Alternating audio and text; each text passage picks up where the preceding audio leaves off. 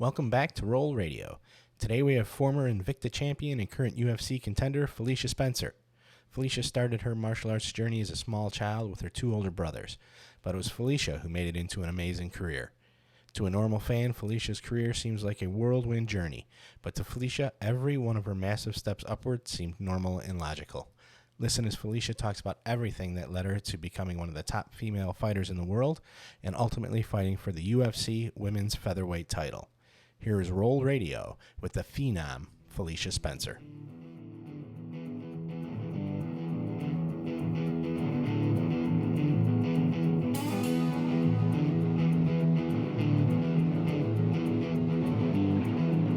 Welcome to ROL Radio.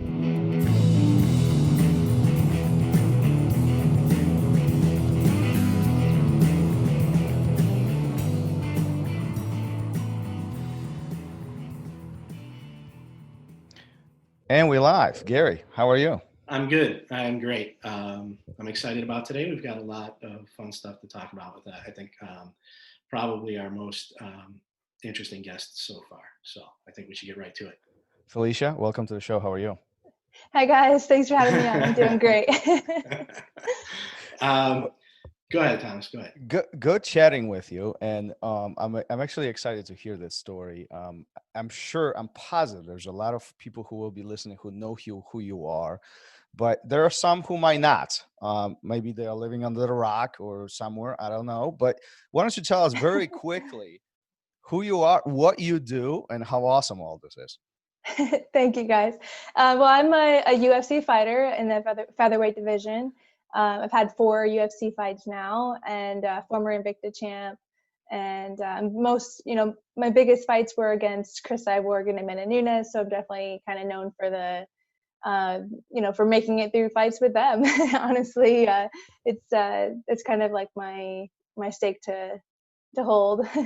Yeah, and we'll definitely dip into that because I'm actually curious to hear how things were going inside your head when you were in those fights or approaching to those fights. But let's take it back a little bit to the beginning. I know you started your martial arts journey very, very early on. Can you tell us how all this started? How did you, Yeah, came across for sure. martial arts? Yeah, I am 29 now, just for a time frame.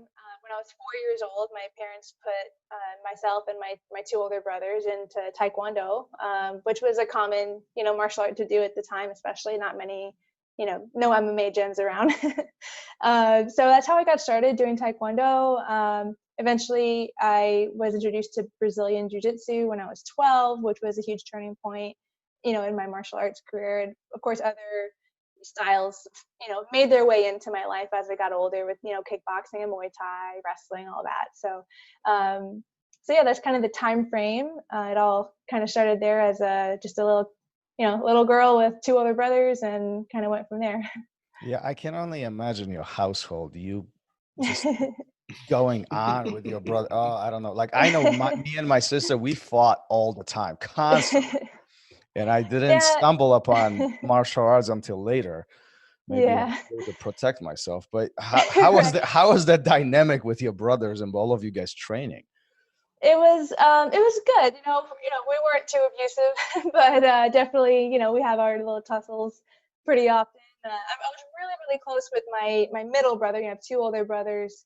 The one that's closer to my age is less than 2 years older than me. So we were peas and carrots growing up. So we would, be a little bit more at each other's throats, but we were also best friends. It was, just the way it went when you're siblings. but yeah, so it was really nice to have that in common and to keep that thing that we could unite with at some point during the day. And as we got older, like, you hit the middle school age and we're still doing this together, and it, we kind of kept us from growing apart. Really. What do you think was the reason why parents engaged, their kids into martial arts? And obviously jiu-jitsu wasn't accessible 20 years ago, 20 plus years ago, as much as it is today. Right. Taekwondo and karate, I think, were the more common martial arts in, around the world. But what do you think was the main driver behind all of this? Well, I know for my family, it was about having a family unit. Like I said, like keeping us together, having something in common. Having all of your children kind of stay united in some way, or have something that they do together, just builds the bond and builds the relationship, and keeping that unit together, which was definitely something that I think was ground in me from a young age, and it continues to be, something that I feel comforted by, like having my family, my bonds, or the gym. I feel like part of the reason why I've been at this gym for over 10, 11 years now is it feels like a family. It's built to be like a family unit, and I definitely, not everyone needs that in their gym life, but I definitely feel connected to the gym in that way too. Aside from that, also just the, being able to have the confidence to defend yourself is really important for my mom, especially, for her daughter. I know that was a big part of it too.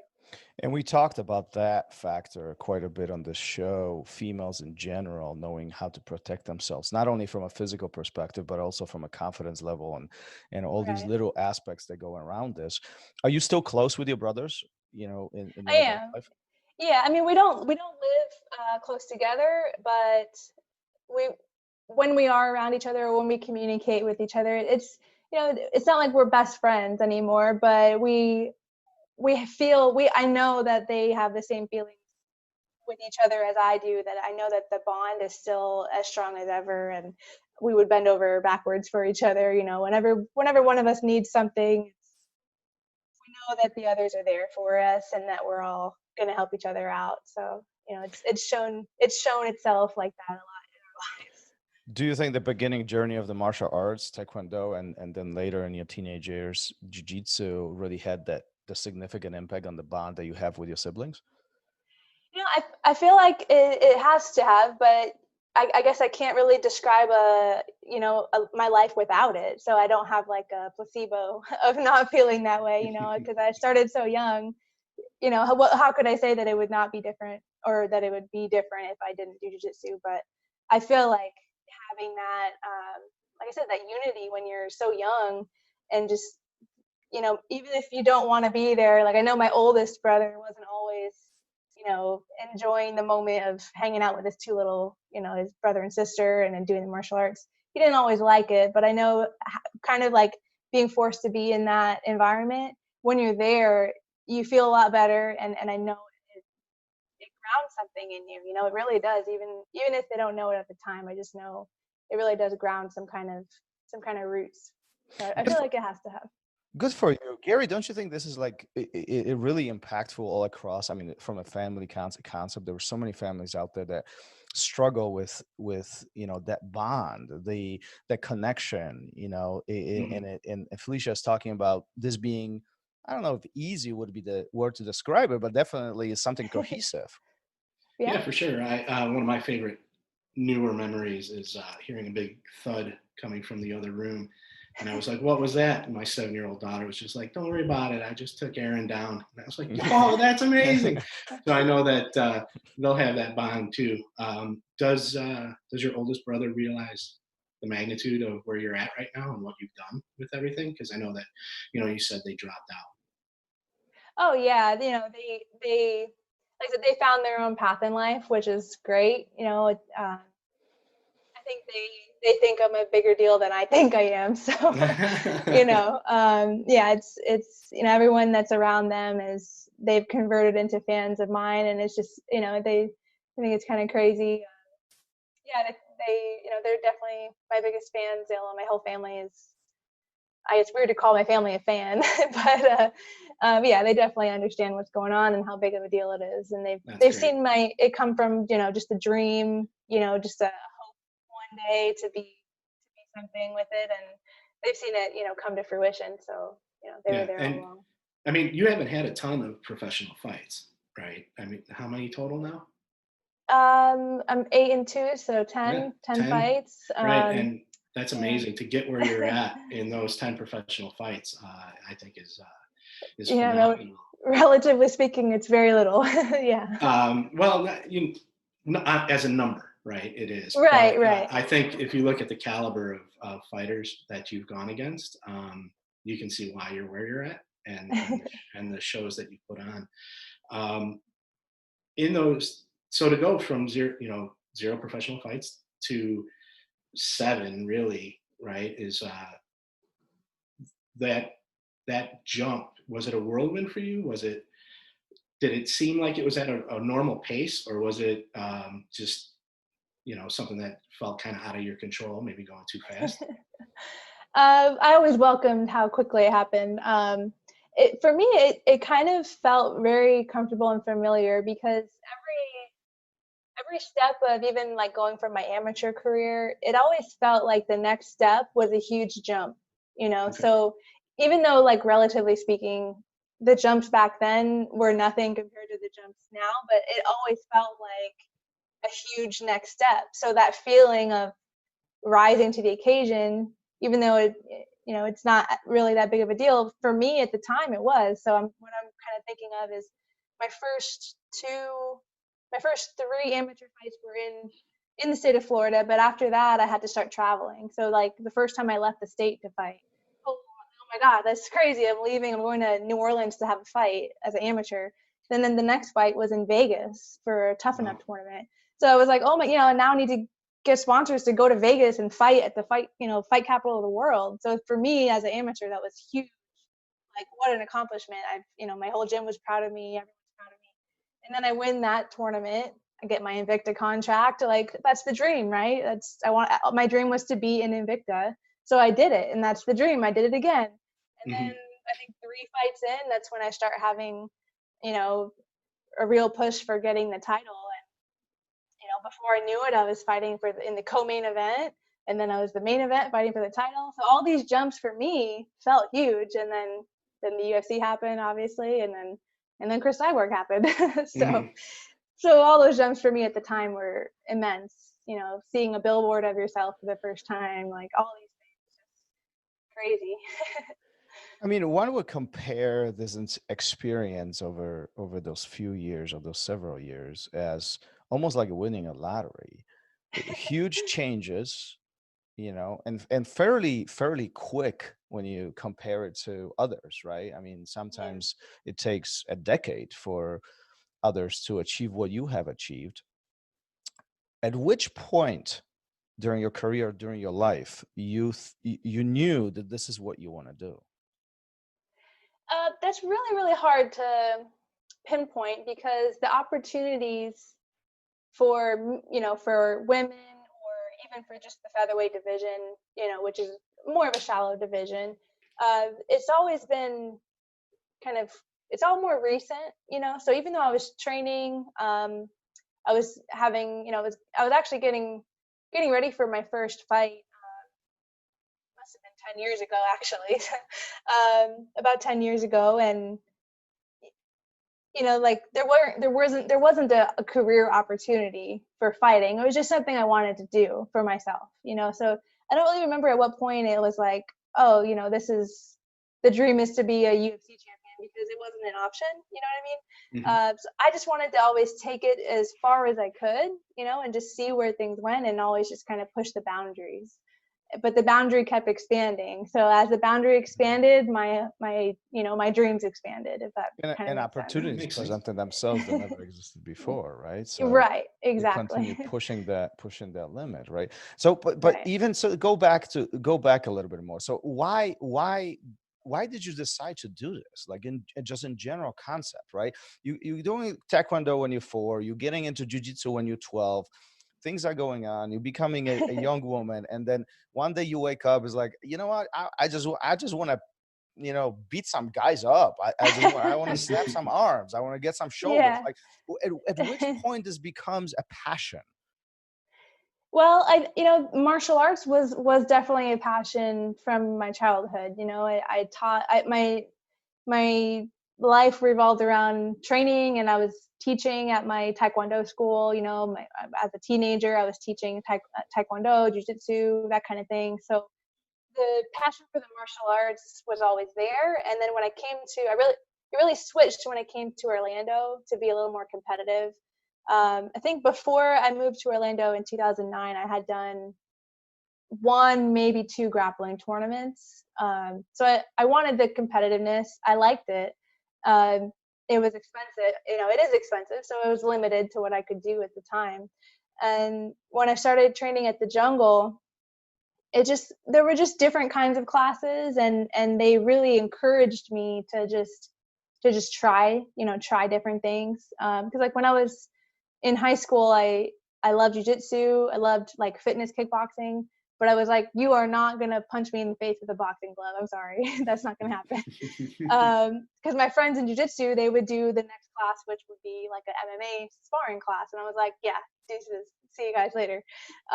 So when I got to the Jungle, I don't know, it just, their classes were different. Like they didn't have traditional martial arts. So I was already in the kickboxing class, and then they did do sparring at the end, so I got a little taste of getting hit in the face, and that kind of wasn't so bad, not as bad as I kind of thought, and I was pretty good at avoiding it and punching back, and they really just got behind me back then. I almost kind of felt like a mascot for like, hey, there's this girl, and 10 years ago it was kind of unusual to have a female sparring and stuff, so it was kind of like, I love that they really just supported me, and yeah, and I found out it wasn't as crazy as I thought it was.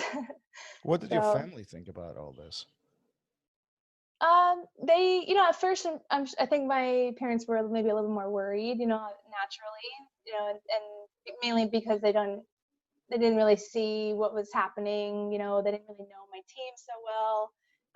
After a few fights, then they just got behind it. They knew how they could just see that I loved it and that I was good at it, and in the beginning I really didn't get hit that much, so they weren't too worried about that. And yeah, I think they could just see that was something that I was, passionate about, and, they're fully supportive of it. So, and I was also going to college, so, I felt like I didn't really know what I wanted to do for a while, and I just kept, the gym just like felt comfortable. Like I just wanted to be there. So I kind of knew that like I was kind of shifting my mentality to, I have these options and got to pick a path, but without even knowing it, I just kind of like went in this direction to, start this career, which wasn't even an option, but I just went that way, and here I am. Isn't it interesting how things unfold in life without pushing it hard? Or I suppose you were pushing it hard in that direction because of the passion that you had. What did you major in college? I was a math education major. So math teacher. Yeah. Yeah, I'm smart too. I'm out of my league today. It's a $1 million question. Do your students know that you knew how to fight? There was only a short time that I was in a brick and mortar, like a physical school, and then I transitioned to virtual school. Mm-hmm. When I was at the brick and mortar school, it was like the first day in class, I could hear YouTube videos, like announcers that I could Oh, no tell, kidding. Yeah? Oh, that's funny. The kids are curious. I kind of like took over for another teacher, so it was only a few months for like the last half of the school year, but immediately, and then it was just like, it was they enjoyed it, they would like ask me to show fights at the end of class and that kind of stuff. Like, if you were done with all of our work, can we see one of your fights, that kind of thing. So it was cool, it was I think that they felt like a connection, or not a connection, I guess, but like they respected it. I was young too. I'm still young, but even back then, more young. So they just kind of like, I'm just like the cool kid, which was totally weird. As a virtual school teacher, not that many kids ever mentioned it, honestly. Like probably I think I did it for like 4 years, over 4 years. Probably had like 9 or 10 kids ever mention it, kids and parents ever mention it. And honestly, most of them were also people who did jiu-jitsu, or, they were like athletes who maybe some of those kids who just kind of dive deeper into who their teachers are, So not that in the virtual world, though. Do you think that there was or would be a conflict, teaching in school, whether virtual or in person, and doing continue fighting in whichever scale that is? It's just a general question. Do you think that at some point there would become a conflict, or that attention was in a positive way? I always really, I gave it so much like consideration with how I would present my fighting career, in the classroom or to the parents or whoever would be concerned.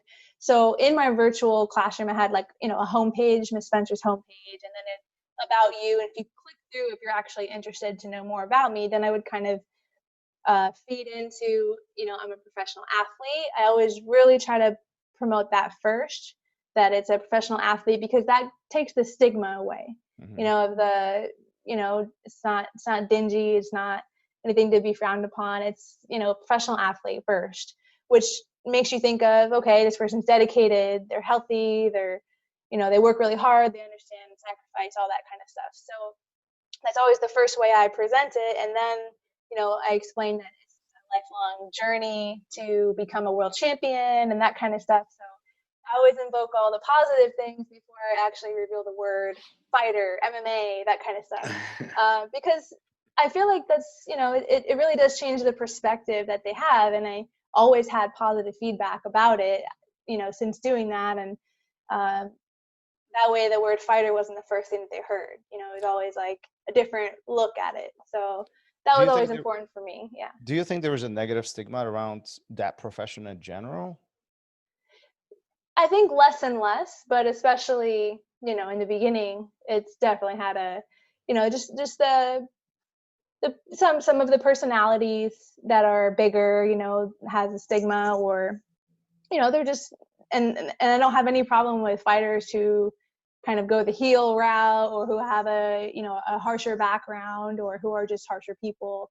Obviously it's not everyone that's like that. So I wanted to make it, more clear that just how different everyone can be. Yeah, you're painting a broader picture, right? Than just throwing out that word, that fighter word, so that they understand what is actually going on and what it takes, right? And it's, especially I used to get so often, which I hardly ever get now, like if someone, that I would meet would find out I'm a fighter, then they'd be like, oh, your pretty face, don't fight, or, oh, you're going to mess up your face. And it's like, you don't say that to the guys, or whatever the case may be. I don't know. But I used to get that a lot. On the record, I say this to Gary all the time. Here we go. It's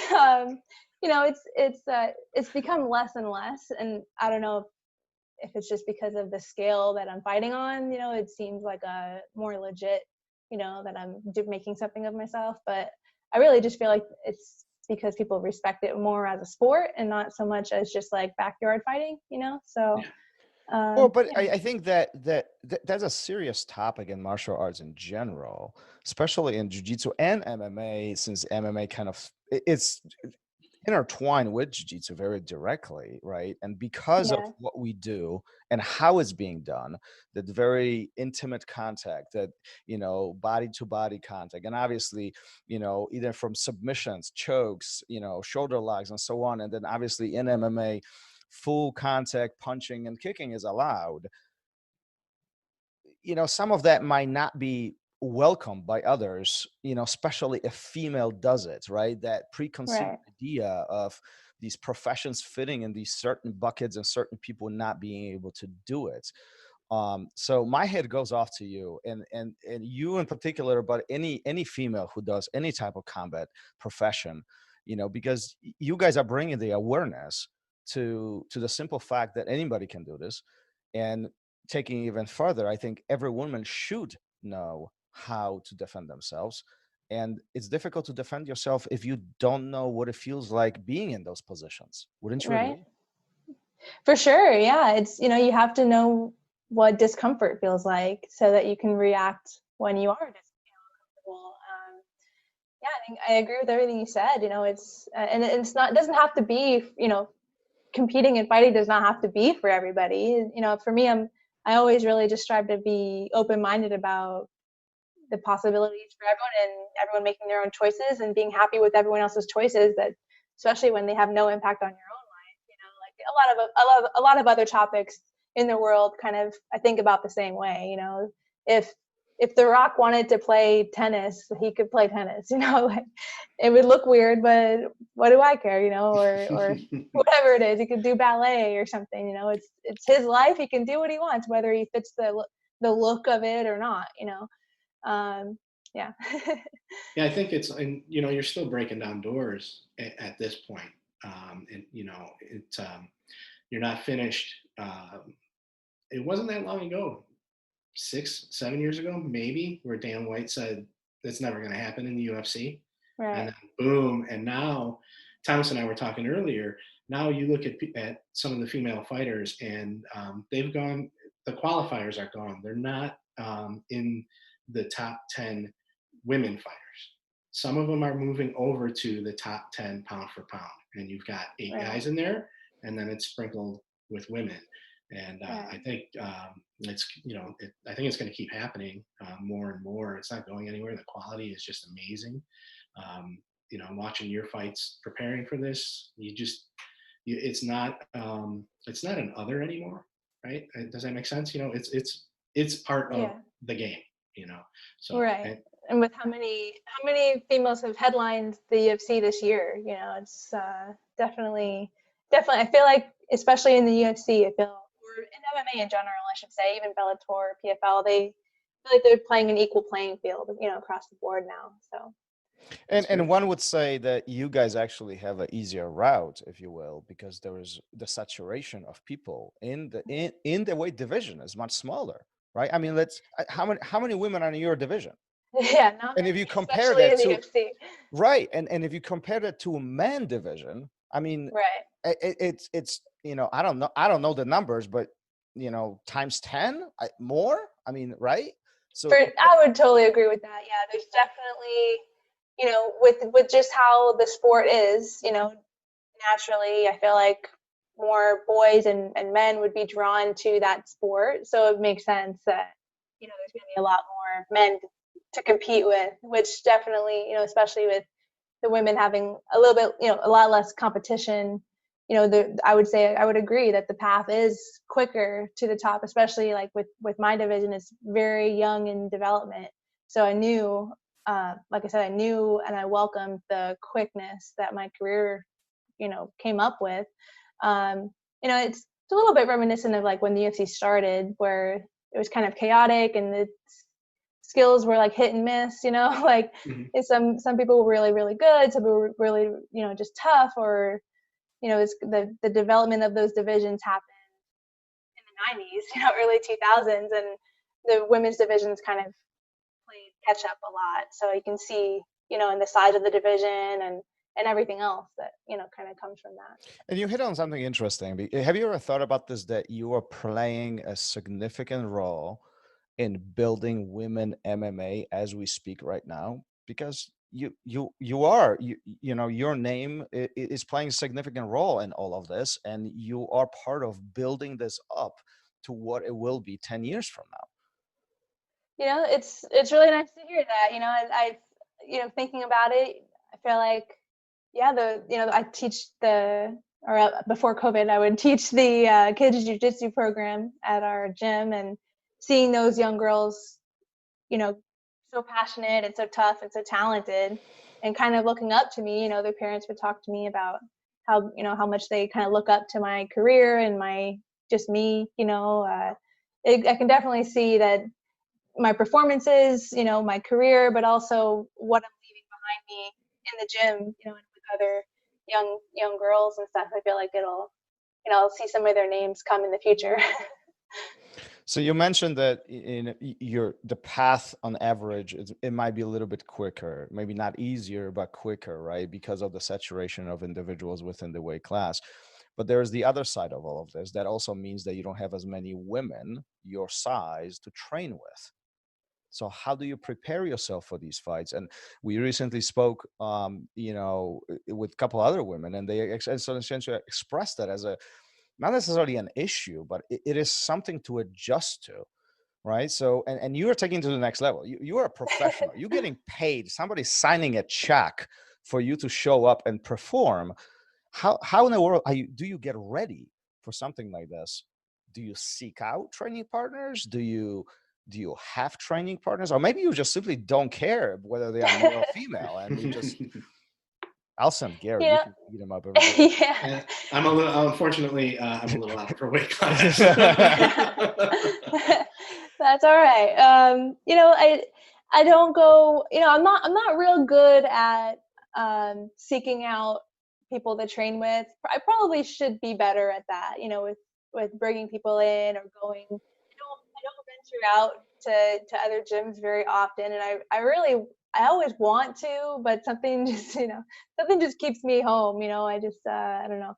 But as far as the training goes, I'm lucky to be at a gym that has a really wide variety of body types and skill sets. So, I go with a lot of men, obviously, around my size, a little bit bigger, a little bit smaller. There's women at the gym. There's a lot of them aren't necessarily like competitive. Well, they're not. None of the women are like competing on the level that I am, but having the variety, I feel like sets me up, nicely, because it is true that women move differently. They are just different, and especially the jiu-jitsu realm more than anything else. Where I feel like wrestling and jiu-jitsu feels very different with a female, because the flexibility, the movement is just different. But most of the women tend to be a little smaller than me, so I get a lot of training with smaller women usually, and then I just like to mix it up. A lot of guys in my weight class or a little bit heavier I like to go with too, so it kind of balances out what I'm used to. So I'm kind of ready for anything, So who is more difficult to train with, men or women? Sorry to put you on the spot, but that's what I do. I put I feel like it's more of the personality. Some training partners are just easier to work with, and others What do you mean are by just where it's not always, when you're training, you have to have a little bit of selfishness, but there's a scale, like when so for example, if I'm training with somebody and they're getting ready for a match or a fight, and I'm not, I want to make them better, but maybe not, completely squash them or something like that. Some people are just easier to adapt or flow with the situation and have a different style with different people, and it doesn't even, I feel like it crosses over gender. Like some men are just always out for themselves. Some women are just always out for themselves. And I feel like it's really good to have, which is not always a bad thing. I need to have training partners who are just always, gunning for it always. So it doesn't, I think it's good to have a variety. So, I don't know. What would you define as a good training partner in your vision? Just understanding your needs and balancing it with their needs. Like if we both don't have a fight. You don't mean you don't like step on a mat and just pound everybody and destroy everybody? I wish I could, honestly. That's what Thomas does. Don't tell anybody. Being able to flow is a really difficult thing. So I don't want to just say that, but like being aware of the needs, and I wish I had a really good example of it. I think I know what you mean. I mean, there are different purposes. Go ahead, Gary. Well, you want to compliment whoever you're going with or against, right? To make them better. That to me is always a good training partner, is somebody that sees what the other person is looking for, and there's a give and take, and you're trying to make each other better, right? Right. So you're not always just you don't want to like let things happen, but you want to, I like that, compliment each other a little bit, like have fun. I want to end the match like laughing and like high-fiving, like that was crazy, like something like that, where you're willing to give and take a little bit, or try new things. And I enjoy that. But again, it's nice to have those people that you can always go to and know you're going to have a fun round with. But it's also nice to know, like, hey, I'm going to go with this person so that I die, like so that I have a horrible round, because I need that right now. I need to have a really tough round against someone who's not going to give me anything. So, good or bad training partner. I guess I can't really say one is, a bad training partner, isn't necessarily someone that just squashes you. It's someone who wouldn't be like looking out for you, I guess, Well, and there are different ways of training reckless. too, right? I mean, Yeah, more than anybody, you would probably be able to speak on this from a professional level, but you don't get to the gym to destroy everybody every single day. There's a strategic approach to this, right? I mean, right, there is a whole physical aspect of it. You need to be strong, you need to be flexible, and there's a technical aspect of it. You need to see things execute and so on, right? And there's a flow aspect that gives you agility and the kind of flexibility between positions, and finding even maybe different people to put yourself in these situations will bring you to success, because that's the ultimate goal, right? Ultimate goal is to be right. ready at the top of the mountain when you are executing, with a fight, a tournament, whatever medium you will be performing Right. at, right? Right. I say it to my coach used to say it a lot, and I say it to myself a lot. You're not trying to win at the gym. You're training, and then you're trying to win at usually for me, a fight or a match. So yeah, I openly tap at the gym all the time, because if I'm not, then that means I'm not trying new things. I'm not taking a risk. There's a time and a place to take risk and try new things, and that's definitely in the gym. So I'm definitely one where you'll see me tap pretty much every day, at least You once. gotta So you gotta put yourself in bad situations, right? Otherwise, you're right, never gonna know how to get out of them. exactly. Yeah, and sometimes sometimes you won't, and that's okay. So I definitely don't have an ego, on the mat. I'm very open to getting tapped out or trying or just knowing what I don't know, which is still so much. So yeah, just checking the ego before you come on the mat is important. What's your vision on women in combat sports, MMA, jiu-jitsu? um where do you see it today, and where do you see it 10 years from now? Wow, yeah. I don't look very far in the future usually, but I feel like it's in a good spot, today, right now, where everyone's, not everyone, but in general, people are very accepting of it, which is really all you can ask for. They promote it. I feel like it's in a great place right now, and I imagine that as more and more people get involved with the sport, whether it be jiu-jitsu or MMA, that just more and more people will be involved and do it, and the popularity will expand, So I just imagine it'll be very much like it is, but just more people doing it, So What do you say yeah, to the women and girls who are afraid to try what you do? Because there's you plenty know, of them. I mean, let's be honest. yeah, Like, I see in my academy, and Gary sees it with our kids programs. But there is a certain level of hesitance, right? You come in, and even forget about MMA for a second, right?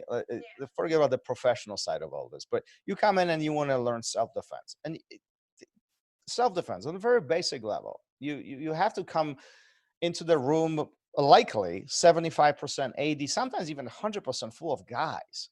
They're bigger, stronger. There's whole concept of sweating and things involved, and it's just not everybody yeah, will see this as hey, I want to spend 2, 3, 4, 5 days a week, at this yeah. place.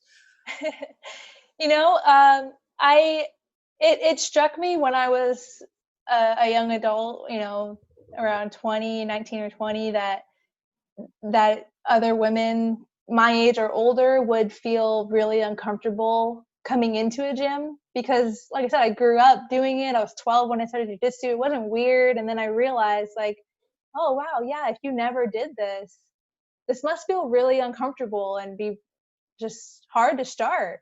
So I can definitely see that. The thing is, you just have to go in and find the environment that works for you. Not every gym is going to have people who are, accepting, or, you know, who treat everyone well, I guess. But a lot more and more, I feel like gyms are really transitioning or evolving. And, there might be a couple now that don't treat everyone the way they should be treated. But for the most part, like if you walk into my gym, and you are an asshole, guess what? You're not coming back. Like, you're just either going to get steamrolled, or you're just going to be straight up asked to not come back because you don't fit in here. So when women come into the gym now, you know, we really just pull them in and say, hey, like, you know, come under my wing, whether it's, you know, me or other women or men in the gym. You just, you know, when you walk in, you're going to need to see what the personalities are. And I think more often than not, they're open to having you, and they want women to come in. Like, especially if there aren't any women at the gym that you're walking into, they more than likely, if they seem like they're nice people, like, they probably really, really want a female to start training there so that other women would be more comfortable. So you might have to be like that first person that just takes a brave step. And at the right gym, you know, no one's ever trying to hurt you. Everyone's just looking out for each other. So it's really important to feel the atmosphere. If people are leaving the mat like broken and bruised all the time, then maybe it's not the right one to try. But for the most part, if they're leaving the mat high-fiving and laughing, it's probably a good gym to train at, you know. So are you saying fun is a big part or important part of all of this? For sure. You know, it doesn't always have to be a laughing time, but you have to enjoy yourself. When you're, you know, the chemicals that get released in your brain when you are enjoying yourself, or when you have a certain mindset, lets you learn better, makes you perform better. So, you know, and it is important to want to come back. You know, if you always go and you're having a horrible time, chances of returning 3, 4, 5 days a week is really slim. So you're going to want to enjoy that time, because we don't have very much free time usually. Good point. I mean, you got to love it, right? Especially with everything that we do. Yeah. Gary, why are you smiling? I was gonna say, I don't know why I keep coming back. Right. Are you saying that you don't laugh at? Yeah, I laugh at myself mostly. That's important too. You have to be able to laugh at yourself. I'm glad we don't have any mirrors in the gym, just in the locker room. If we had that big wall of mirrors, I probably wouldn't stick around very often. I wish we had hidden cameras that we could go back and watch, like, all the silly stuff that happens. That's a good idea. Really, from Thomas, if we're ever lucky enough to have you here, just look around in all the corners. There's cameras everywhere. So I know what he's doing in his free time, right? He's watching. Oh my God, things just got awkward. Well, that's what I'm here for. So Felicia, you were a teacher. You were a teacher pursuing professional career in education. You know, you stay there for a few years, but at the same time, you have this, you know, all these amazing opportunities are unfolding in the combat sport arena. And I mean, you were stepping into international stage against these huge fighters. At which point in your life you make a decision, I'm not going to teach anymore. I'm going to focus on this as my full-time career, and everything that I went to school for, I'm putting on the side, and I'm focusing on the other education, quote unquote, factor. And I'm going to continue fighting and getting better and seeking that ultimate goal. Well, I guess that's the next question. What's the ultimate goal? But before we get there, at which point you make the decision of resigning, and how did that go? I mean, I don't know. How do you talk to a principal? I'm quitting my job and I'm going to go fight. So that's great. You know, when I was in Invicta, so it was prior to the UFC, I always had it in my head that when I make it to the UFC, that's when I'm going to stop, you know, doing my teaching, and I'm going to, you know, be able to full-time focus on fighting and give myself that chance.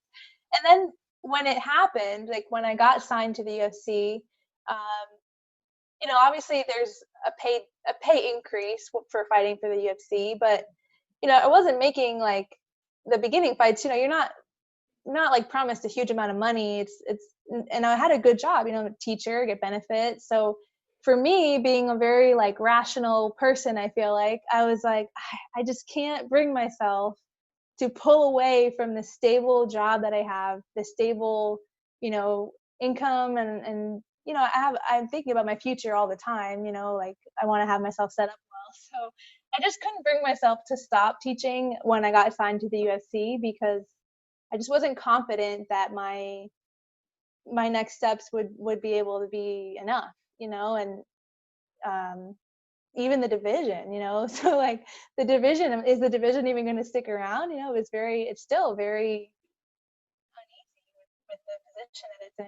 So when I actually decided to resign, it was right.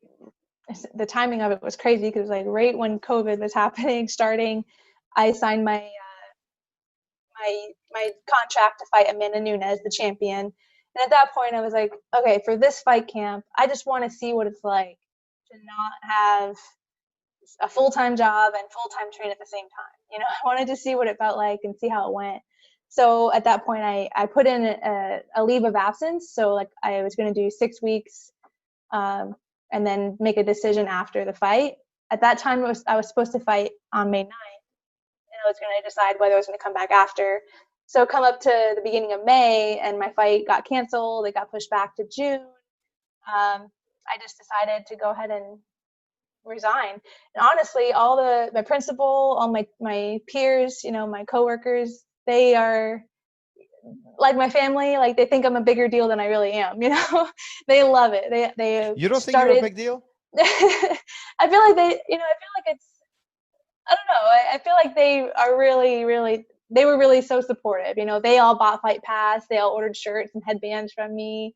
Like they were not UFC fans in the past. And because whenever I would fight, they would order the pay-per-view, you know, that kind of stuff. So they were very, very supportive. And honestly, when I put in my resignation, my principal said, I thought it was, I can't believe you stuck with us this long. You know, thank you for staying with us this long, and we'll miss you. You know, so it was all very, very good, and I'm sure I'd be welcome back anytime.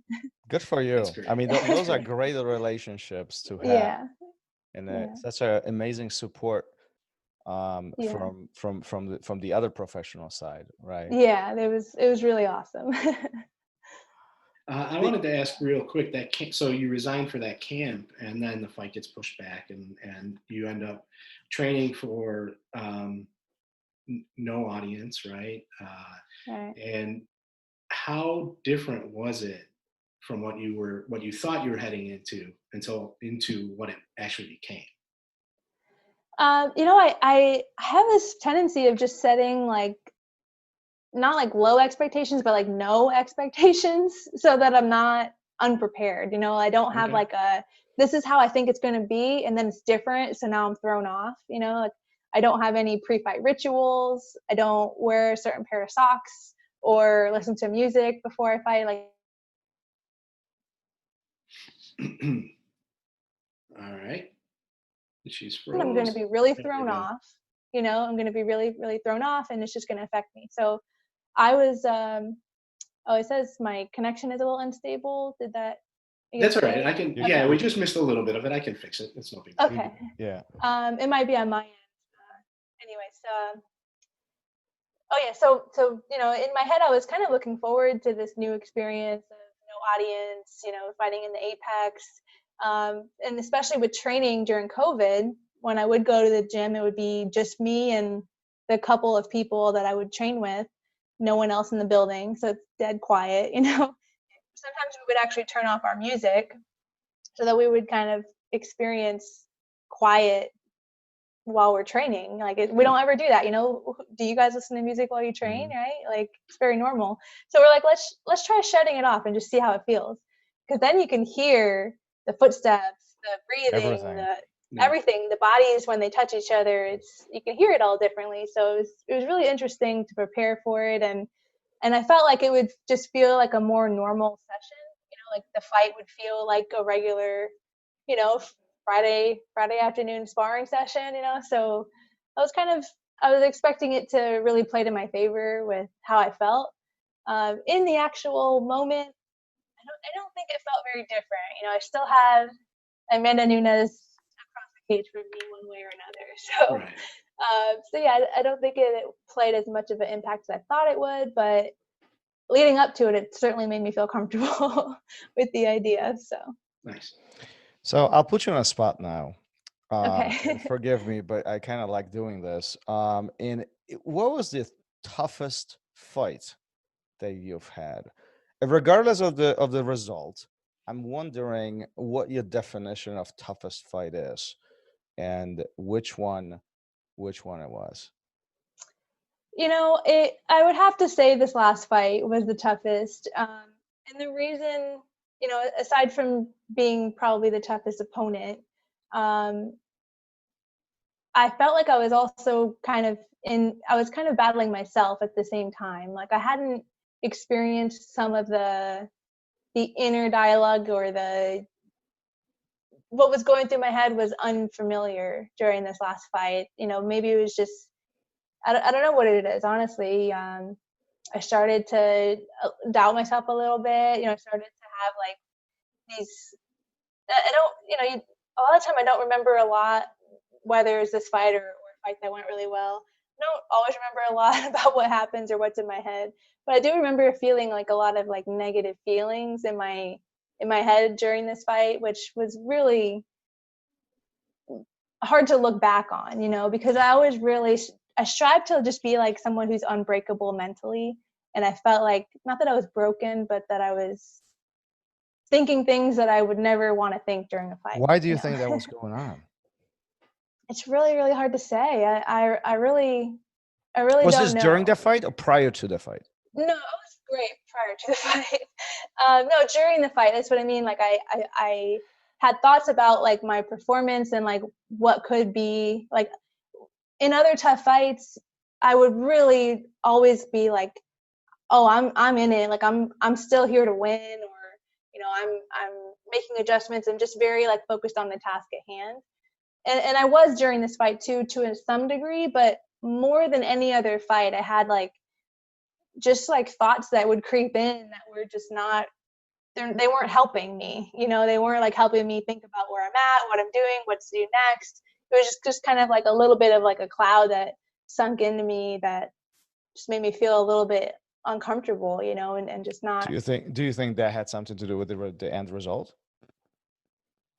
You know, it could, yeah. You know, I have to say, like, I really was, I was very hesitant from it. You know, it was I would like to think that a lot of things could be differently if I was, yeah, just thinking a little bit more, just thinking more clearly. What was going on in your head immediately prior to the fight? So you're in the locker room, you're warming up, it's coming up, you know, they might even give you the warning, the time warning, you're on the deck, blah, blah, blah. What's going in your head at that moment? I'm usually just really focused. You know, leading up to that moment, I'm very relaxed and we laugh a lot in the back room.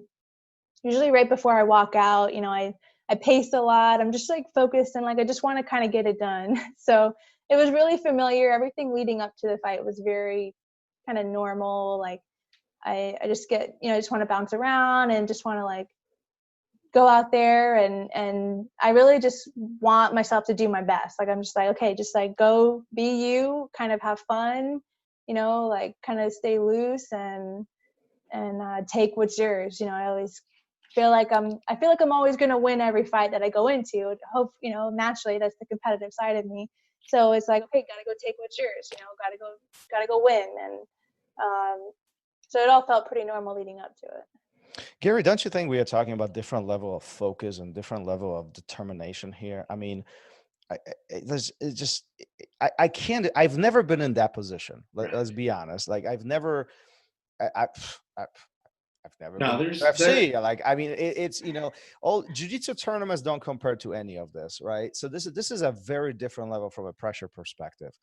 Yeah, and having that kind of focus when you can tune literally the whole world out and you're focusing on this one singular task of getting into the cage and performing at the highest level with somebody that perhaps you've never met before. You know, listening to other people talk, Olympic level athletes talk, I think, yeah, it's a different mindset, but it's not a different mindset in the moment. I think they have somebody like Felicia has a different mindset throughout their whole path leading up to that moment, right? You have to dedicate your entire life to it. And that type of dedication to something like this, I think it takes a special breed of person, and most people aren't going to be able to. They can't get to that spot, let alone compete in it, right? And I don't think people understand what it takes. And I know I can always use my age as an excuse, but I know even when I was 17 to 26, there wasn't that kind of drive or dedication. I really do think it takes a special person to do it, and it's about that path more so than that. When they call your name to step out, I think. So I'm blown away by people that can do that their whole lives. Felicia, go back in time for a second before we wrap this up. But I have one more question. There's a lot of people are not in that position, never will be in position of fighting or performing at such an international level, such a high performance level as you have in the past. Go back in time, the first time you stepped into UFC cage. What is that feeling like? How is that different from any other place? What does this feel like? Going into the first UFC fight, it was, again, it just felt like I had accomplished, I really felt just so happy to be there. I felt like it was the right place for me to be. It was everything that I had been hoping for a long time, down to the opponent that I had been hoping for a long time. And again, just kind of being in that cage felt like I had already won. I felt like it had already, that I had no pressure, because the whole, the next step for me was to be there, and I had achieved that. And then, whatever happens after is just going to be great one way or another. So then, having the first win, of course, was just a whole other experience, of just gratitude, and just, I felt really, I don't want to say like fulfilled. I want to say like legitimized, I guess. Like, because a lot of people, doubt me, or, like I said, I don't have an ego in the gym, so I get beat a lot in the gym. I put myself in bad positions, so I get tapped out a lot, or I get hit a lot, or different things, and I never really had like this aura of invincibility, or being like a superior athlete. So to actually win a fight in the UFC made me just feel like, my training mentality is okay, because when it comes time to actually perform, I can still do that. I can still come in and dominate, even if I don't have that mentality when I'm training. So it really just made me feel just happy with all the decisions and everything that led to that moment. It was really good feeling. That's great. That's great. And I encourage anybody or everybody to go and seek out the video of those two wins, because they're pretty impressive. And definitely check it out if you want to see some talent in the octagon. Check out those two fights; they're great. Yeah, that's amazing, Felicia. Before we wrap this up, we do a little game, or we have 5 questions for you. 5 questions. Okay. We didn't warn you about this. This is we're putting you on the spot again. Very, very simple question. The goal here is to really kind of get what first thing that comes to your mind, and then Gary is going to throw those questions at you, and then we'll see where this goes. This is going to be fun. All right. Yeah, we've done this once before. And here we go. So what was it like the first time you stepped on a mat? And you can pick either any discipline, whatever you want, just that first time, your first memory. I think curiosity. Cool. Yeah. Nice. A lot of people go with scared or nervous. Curiosity. I like it. That's a first. Most rewarding achievement.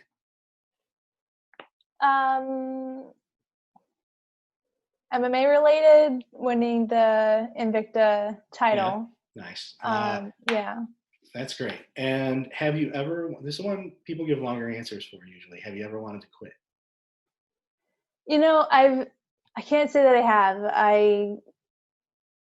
I know even if I stopped competing, I would still do martial arts. They would still be part of my life in some way, maybe not as often, but no, I feel like I'm not done yet. Yeah, you got a lot more to go.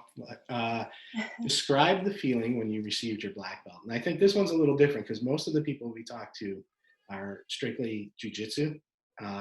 So this might be a little different for you. But yeah, the feeling when the belt was wrapped around your waist. I felt, what's the word? I felt like unworthy. I felt like I didn't want it to happen so soon. I needed more time. But I think a lot of people feel that way when they get it. So I'm yet to meet a person who said, I earned this. I want that black. I should have gotten that black belt years ago. Yeah. So I think that says something about the gym you're at too. We've talked to Josh from Jungle, and very modest. We didn't ask the questions, but through the conversation basically that great. same answer. All right. Number 5, do you wash your belt? Oh God, not as often as I should, to be honest. All right, so I'm a proponent, but it's like an old habit that I put it in a different place than the hamper normally. So I just I want to, I just keep forgetting. You just don't? All right, so then it goes in my bag and the gi I'm wearing, so it goes in the wash, and I honestly I do, but not. Josh is very, very, very big on washing his belt. So I'm going to put you down as yes. You obviously don't have the superstition that everybody has. Right. Yeah. That's what we're looking for. I'll be a yes. Okay, you're a yes. I'm ashamed to say that it's not as often as I should. Gary keeps a tally of who says yes, who says no. So we're 50-50 at this point. Yeah. All right, those are the 5 questions, but I'm going to throw in a 6th. Okay. For people that don't know, Felicia is Canadian, and who is the greatest Canadian athlete? Oh. Well, I don't know. GSP because I'm biased. So am I. My dad was Canadian as well, and so it's been GSP for me. Anybody who says Gretzky, they can. We don't want to hear it. Felicia, what an amazing story! It's been amazing following you over the years, and such a pleasure to talk to you today and really get to know you a little bit deeper, beyond the MMA, beyond the UFC, beyond the fighting. What a beautiful journey from the very beginning, 4 years old, all the way to today. And I know this is just a beginning. There's so much more that we'll see of you, on the national level. So congratulations on all the success. We are looking forward to watching you in the future. And thank you for being here, and thank you for sharing your story with us. Thank you so much for having me on. It was great. How can people find you? Where can people find you? Where can connect with you? Where are you on the social media platforms? Where are you? Pretty much everywhere. I'm FEENOM. That's my fight name is FEENOM 479 for Instagram and Twitter. Nice. All right, we'll be looking forward to seeing you fight again. I haven't gotten a pay-per-view in a while, but I know that with your name on it, I'll definitely be ordering. And all right. I'll be telling everybody I know her. Awesome. Thank we'll you be so looking much, forward guys. to it. Thank you. Felicia, thanks for being here. Take care. Take care. Thanks. Bye-bye. Thank you for listening to ROL Radio. If you enjoyed the show, don't forget to leave us a review and help us make the show even more amazing. For future episodes, check out our website and follow us on all major podcast platforms. Take care.